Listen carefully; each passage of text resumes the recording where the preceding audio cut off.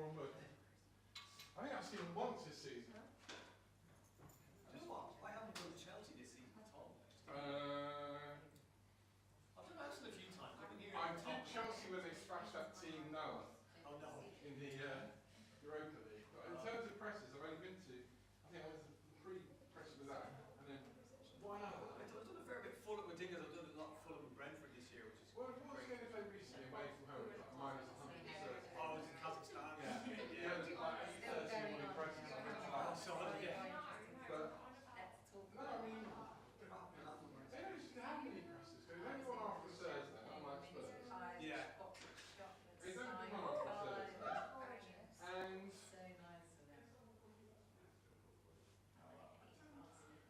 I'm just assuming you just get assigned to the day to day. Brentford a good bit, which is great. So it's easy to have to deal with Spurs. yeah. Plus also there's Christmas Eve. they were doing. Although this match is I'm not a big mince pie fan. I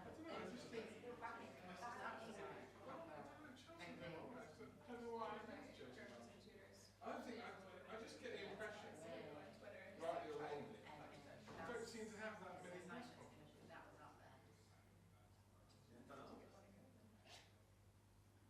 Because my day's roll, it's just as and when what's happening.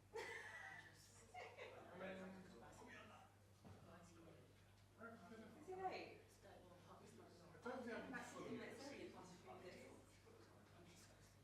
Yeah, Marcus Wilson was great. Oh yeah, I went to Brentford just before Man United. What time did you? Appointed Amory because everyone thought that he was going to win my game so much fun. That's right.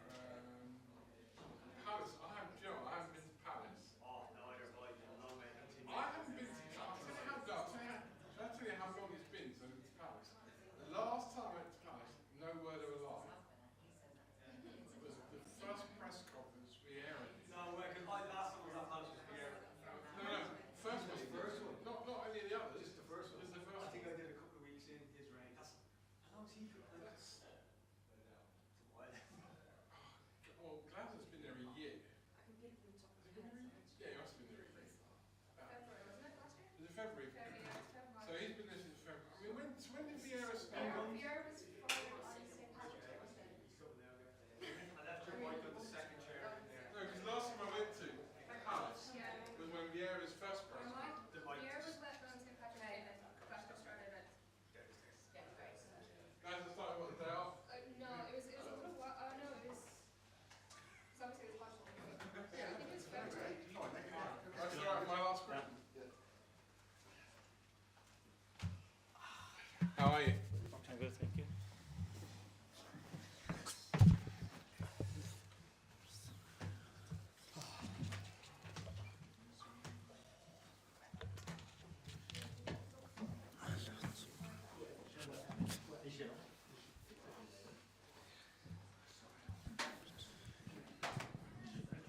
Hi everyone. Hope everyone is okay. We'll kick off with the live section and we'll go into a 10:30 tonight as always. Bruno, everyone okay at the back? All good at the back? Okay, we'll kick off with Gail from Sky Sports. Afternoon. Hello. Right, we're going to start with some teams. How are you looking in particular? Rice and Calafiore ahead of tomorrow. They are both available to be in the squad. And any update on anybody else? Anybody close to coming back? Anybody had setbacks? No, Tomiyasu and Sinchenko probably available as well. Probably. Yeah. Okay. Jesus obviously has had a very good week. Yeah. There's nothing like a few goals to just get that confidence pumping around his body again. Has it been noticeably different out there? And also, can you not, I mean, is there the sense that having seen what he did on Wednesday night, he almost has to start on Saturday? Well, he was very happy. Everybody in the team was really happy, especially because he helped the team to win the game and get to the semi-finals, which is what we wanted. And you can see that immediate reaction of him, big smile on his face, big energy around him. And that's what we need to have everybody in the highest level of performance. And Gabby certainly had a big one on Wednesday. And do you get the sense that he's in the place now where he can go on Yeah, he's been looking really good since he came back from pre-season after he had a setback. Then he started to play, has some good performances without scoring, and obviously what he did the other day, I think it's exactly what we need from our nines. We saw obviously Kieran Tierney in an Arsenal shirt in the week. Sounds like he's set to move on in January. Is that correct? At the moment he's here with us, I wouldn't play a player that is thinking about leaving or is not committed to us. So he's fully committed. He's enjoying, I think, after a long period again with a really tough injury. So leave the moment. He's a big part of the squad now. He deserves to be in the squad. He played really well the other day after such a long time. So that's the only thing I can say. Squad at the moment, but it's very nearly January. Are you expecting him? I mean, does he want to move on? Is it the best for sort of club and player? He hasn't come to me and said, I want to move. And when in the past we have any doubts, he came to me and said, I think it's my time to move. And this hasn't been the case yet. And just finally, I'm sure we're going to get lots of questions on your anniversary today.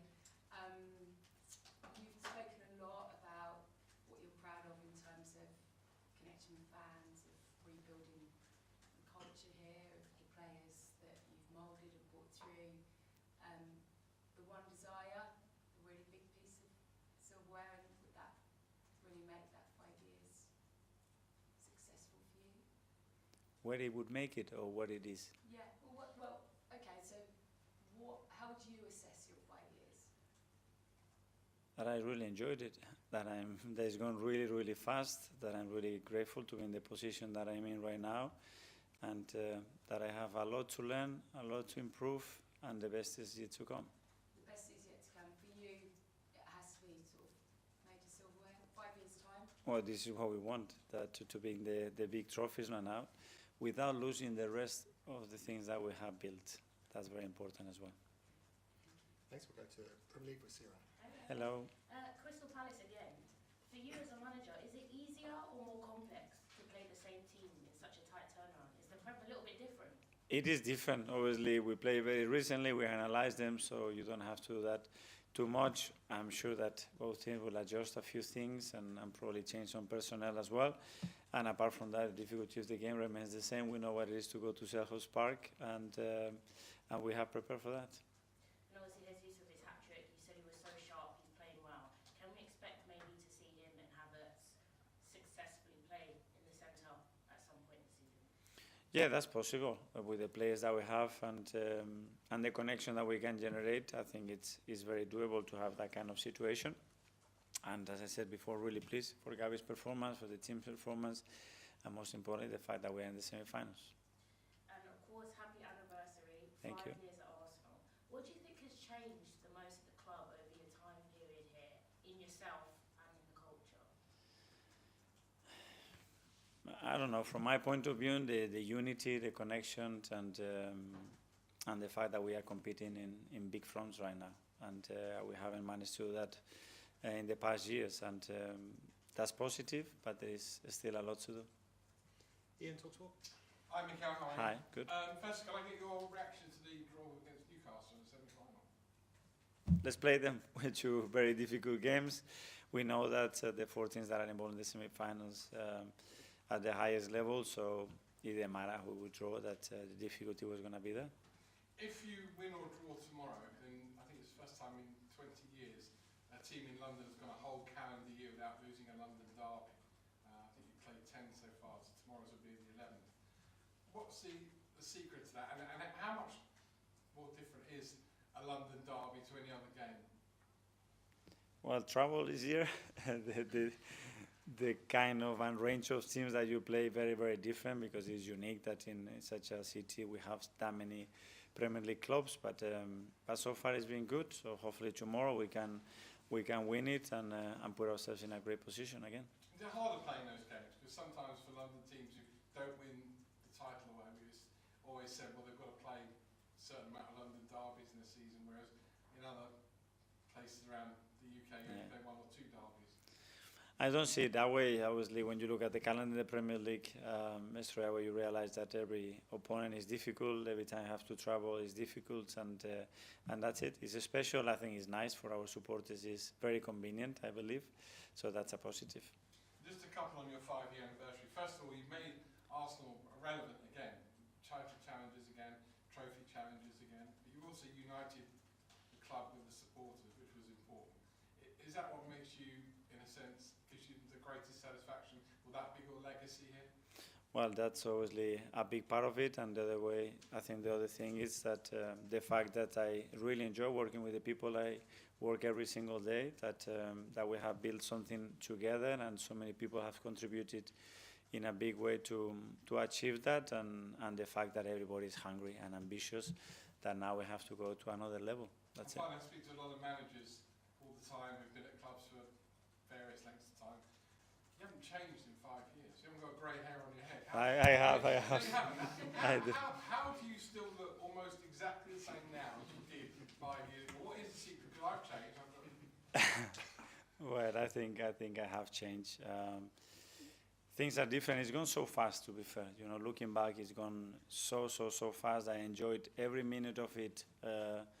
When we're bumps in the road, when we have good moments, and that's about it, you know. And I'm here because I'm so passionate about what I do, because I love this football club, and I want the best of that. So just try to give your best version every single day, and think what is the best possible manager for Arsenal Football Club and its players, and try to become that manager.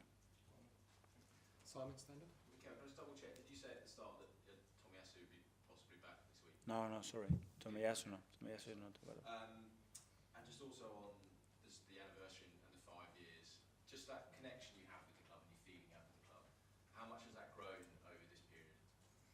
Yeah, obviously those things take time. Obviously, there was a connection there because I was a player here, I was a captain here, I knew a lot of people at the club, and that was very helpful. But I don't know, going through different situations together, I think that's what has galvanized that relationship, that respect, that admiration from my side, and appreciation of what they have brought to the club and towards me as well. And I think it's a common feeling. Just given that, could you imagine ever managing another Premier League club? At the moment, impossible. I have very limited energy because I put all of it to this football club, to the players and the staff, to give my very best, and that's my only ambition, is to make this club more successful. Kaya? Just following on, looks like is Zinchenko out as well this weekend? No, I think he could be available. Cool, just to check. And over the past 5 years, that's made a lot of big, tough decisions. I'm just wondering if there's one that stands out for you as the most difficult, the most important one you've had to make. It's a good question.